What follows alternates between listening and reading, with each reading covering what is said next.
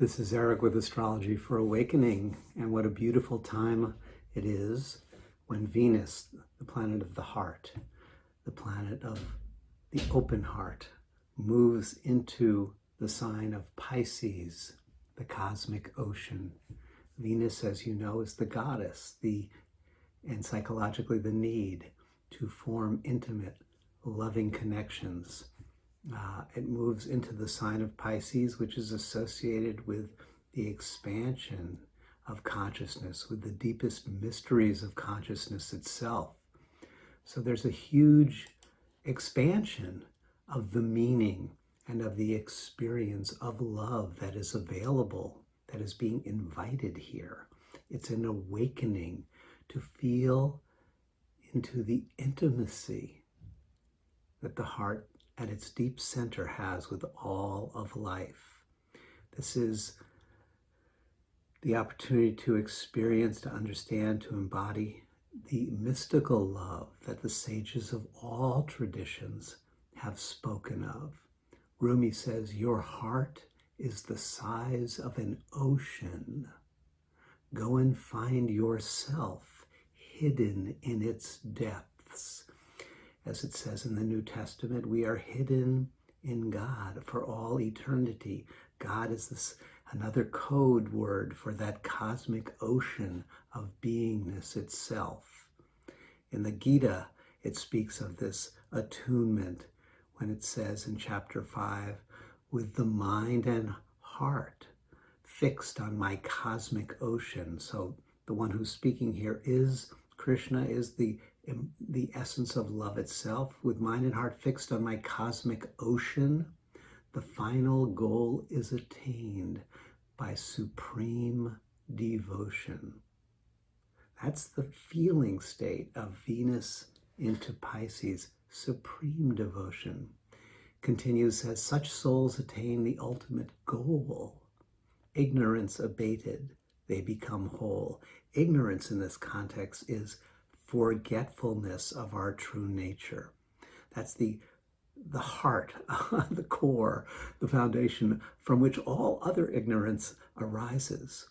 So this Venus into Pisces welcomes us into the love that transcends and includes all particular expressions and experiences of love. And that is, it's an initiation to love's deepest mystery, which is why Venus is said to be exalted in Pisces. And we can think of that exaltation in sort of everyday terms, in terms of the beauty and the flowers and the art and the music and the good food and the camaraderie that it brings. And those are all absolute, specific expressions of that exaltation. And at another level, it helps us to realize how the sacred, the divine itself, is infinitely pouring itself forth and manifesting in and as everything. Venus in Pisces opens up the intelligence of the heart, the wisdom heart, so that we can cherish the infinite within the finite, the infinite within the finite, and that we can embrace the finite as the immediate presence of the infinite. So it's neither canceling the other out, but the infinite and the finite are embracing here. And in our daily lives, this is the invitation to open ourselves up, open ourselves to feel, perceive, and know that love. Dante said that moves the sun and all the heavens and all the stars. It's that love that holds everything together. It's the intimacy, the connectivity that links the rhythm of our breathing, feel it now, with the movements of the planets, the beating of the heart in your body, with the expansion and the contraction of the cosmos itself. It's very exalted, and a beautiful, it's a beautiful ocean to fall back into, and let it support us, let it support you. Poetry, and remember, all sacred texts are poetic, is the most accurate way to describe, to invoke, and to evoke the sense of Venus in Pisces. Hafiz says, because the woman I love lives inside of you, I lean as close to your body with my words as I can, and I think of you all the time, dear pilgrim, because the one I love goes with you wherever you go. Hafiz will always be near. If you sat before me, wayfarer, we're all wayfarers, we're all pilgrims.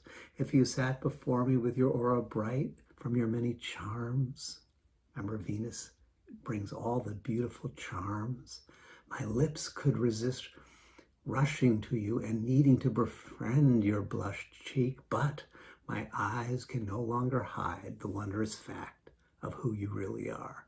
My eyes can no longer hide the wondrous fact of who you really are.